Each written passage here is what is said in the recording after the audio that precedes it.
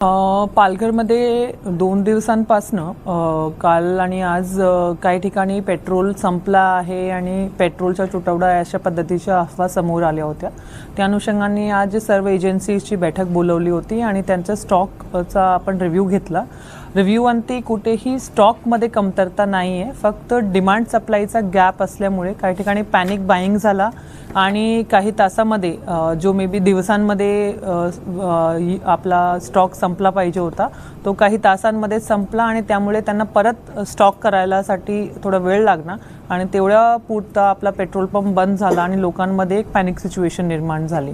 तर या अनुषंगाने एक सीमलेस पद्धतीचा कोऑर्डिनेशन आपण जो BPCL, HPCL, IOCL जे काही एजन्सीज आहेत त्यांचा आणि डिस्ट्रीब्युटर्समधनं करायला सांगितलेलं आहे. त्यासोबतच त्यांचे डेबिटचे जे काही विषय होते ते आपण सोडवलेले आहे, जेणेकरून कुठेही मार्च एंड या वेळेला लोकांना कुठल्याही पद्धतीची गैरसुविधाला समोर जावं लागणार नाही. त्यासोबतच होर्डिंग करणारे कुठलेही व्यक्ती आढळल्यास त्यांच्यावर कारवाई करण्याच्या अनुषंगाने आम्ही कलेक्टर ऑफिसमार्फत आदेश जारी केलेले आहेत आणि पोलीस विभाग आणि पुरवठा विभाग तसेच आपले जे नोडल आहेत BPCL त्यांच्या मार्फत आपण माहिती घेऊन कुठे जर असं आढळला की एखाद्या माणसांनी जाणून बुजून ही असेन्शियल कमॉडिटी किंवा पेट्रोलियम प्रोडक्ट्सची होर्डिंग करण्याचा प्रयत्न केला आहे तर त्यांच्यावर कारवाई केली जाईल, जेणेकरून ॲक्च्युअल मार्केटमध्ये डिमांड सप्लाय गॅप होणार नाही. मॅडम, गॅस सिलेंडरच्या परिस्थितीबाबत काय सांगा? गॅस सिलेंडरच्या बाबतीमध्ये पण आपण डिटेल रिव्ह्यू घेतला. ऑलरेडी डोमेस्टिक कन्झम्पशनच्या अनुषंगाने शासनाचे इन्स्ट्रक्शन्स दिलेले आहेत, त्यावरती पुरवठा सुरळीत सुरू आहे डिस्ट्रिक्टमध्ये.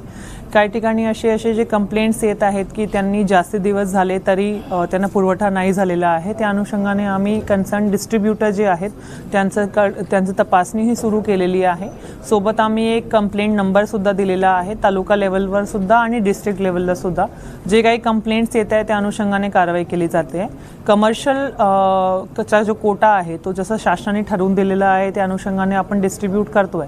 काही ठिकाणी आज असं मीटिंगमध्ये समोर आला होता की जे डिस्ट्रीब्युटर्स आहेत त्यांना संभ्रम आहे की त्याचा कमर्शियलच्या बाबतीतला पुरवठा जो आहे ते कसं डिस्ट्रीब्यूट करावा. तर आम्ही त्यांना इन्स्ट्रक्शन्स दिलेले आहेत की जे शासनाचा नियम आहे त्या अनुषंगाने कोणीही त्यांच्याकडे मागणी केली तर त्यांचा मागील महिन्यामधला जो कन्झम्पशन होता तो पॅटर्न बघून त्याच्या पर्सेंटेजमध्ये त्यांनी डिस्ट्रीब्यूट करावा आणि त्याचा रेकॉर्ड ठेवावा आणि कलेक्टर ऑफिसला पण द्यावा.